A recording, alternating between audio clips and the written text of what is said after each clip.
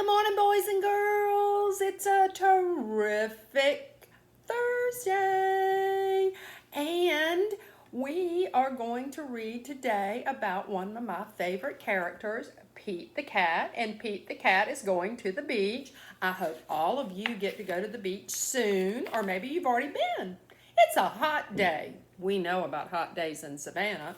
Pete the Cat goes to the beach with his mom and brother Bob. Let's go in the water, Bob says.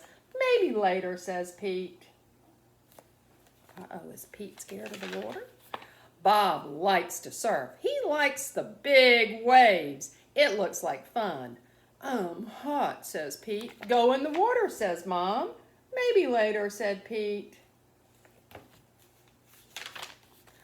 Pete makes a sand castle. His mom helps him dig. And here comes a big wave. And there goes Pete. He's running away from the water. Oh no, where'd the sand castle go? Bob robs a big wave. Wow, said Pete. That sure looks like fun. Pete and his mom take a walk. They find seashells, they see a crab, Pete's feet get wet, his feet feel cool, the rest of him is hot. Too hot. You know how hot it gets at our beach. It's time for lunch, and Pete eats a sandwich, and he drinks lemonade. The sun is very hot, and Pete is very, very hot. Bob is wet and cool. Let's play ball, says Pete. No, thanks, says Bob. I want to surf.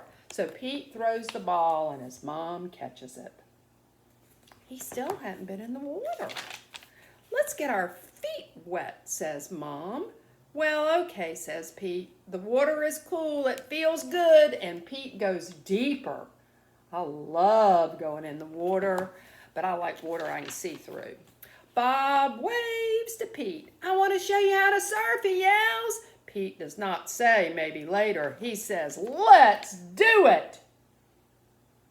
He is ready to learn.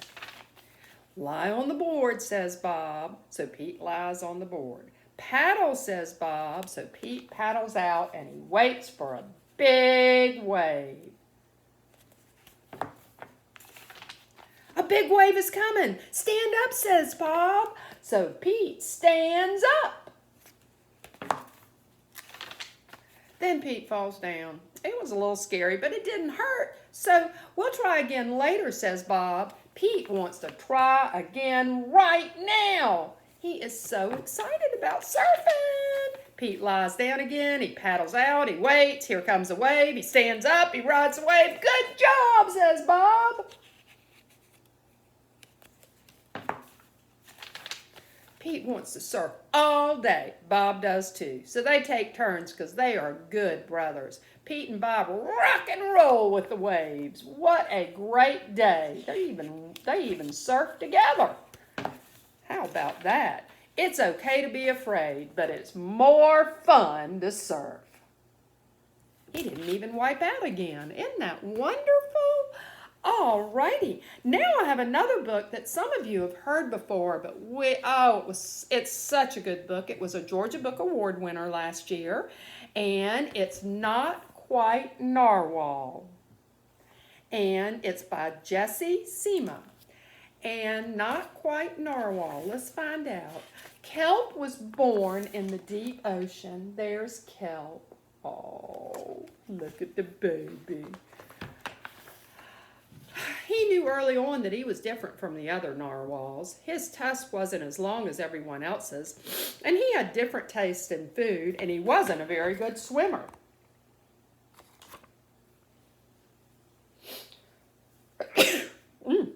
Excuse me. Allergies. But his friends didn't seem to mind, so Kelp decided he wouldn't either. Nobody minded. He loved being with his friends. That is, until he got swept away by a strong current. I wish I was a better swimmer. Oh my goodness. Kelp found himself at the surface closer to land and that he'd never even seen before. High up on the cliff was a mysterious sparkling creature that looked familiar. It looked like Kelp. Oh my goodness, what is it? Y'all already know. Kelp swam towards the land as fast as he could, which wasn't very fast, hoping that he could catch up with this creature. When he finally reached the shore, Kelp felt a little bit anxious because he'd never left the ocean before. He was nervous about walking for the first time, but the land creatures made it look easy. He saw a crab walking.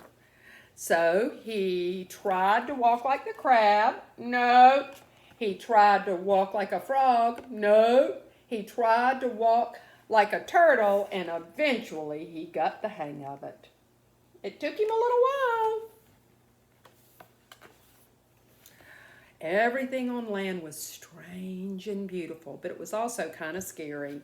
Kelp began to think he might never find the creature that looked just like him. But as he stumbled out of the forest, what did he find? Land narwhals! Actually, we're unicorns, and by the looks of it, so are you. Oh my gosh! He wasn't a narwhal. He was a unicorn. Kelp had never heard of unicorns before. They taught him all sorts of things about his tusk. First they said, we call them horns. Wow. Then they introduced him to a unicone, yummy, and they showed him how to gallop, and there was no doubt that Kelp was, in fact, a unicorn. He was having so much fun that he didn't want to leave. He loved being a unicorn. But then he remembered all of his friends under the sea. Kelp missed them terribly. So he said goodbye to the unicorns and returned to the ocean. He was going back to the narwhals. He swam and swam. It wasn't very fast, but he finally arrived. And Kelp had butterflies in his stomach, but guess what? They all said, "Welcome home." They were so excited to see him. Kelp took a deep breath and told his friends the news. It turns out I'm not a narwhal. Of course you aren't. I'm a unicorn. We all knew that, said the narwhals. They took it quite well.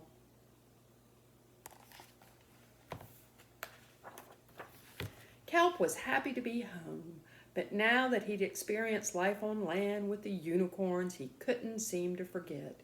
Did he want to be a land narwhal with the unicorns? Or a sea unicorn with the narwhals? Kelp couldn't decide. But then he realized that maybe, just maybe, oops, let me see. He didn't have to choose. Sometimes when we have different groups of friends, we don't have to choose. We can be friends with everybody.